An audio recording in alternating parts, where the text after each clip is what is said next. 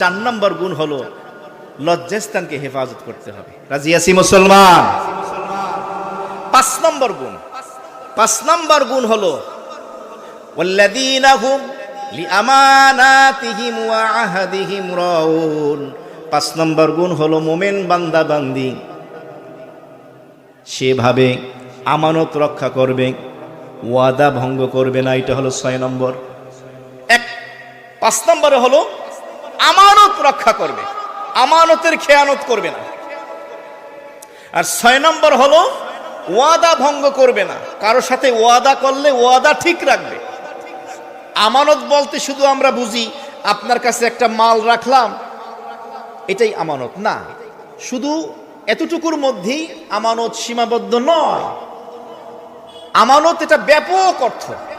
যেমন আল্লাহ তাআলা আপনাকে আমাকে হায়াত দিয়েছেন, এই হায়াত আল্লাহর পক্ষ থেকে আপনার জন্য আমার জন্য আমানত। আপনার স্ত্রী আমানত, আপনার সন্তান ছেলে মেয়ে আমানত, আপনাকে যে আল্লাহ মেধা দিয়েছেন বুঝ শক্তি দিয়েছেন আমানত।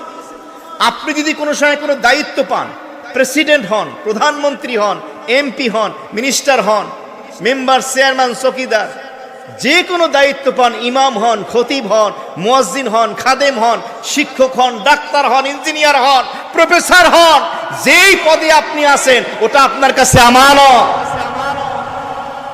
আমানতের খেয়ানত আমাদের দেশে আছে কি নাই?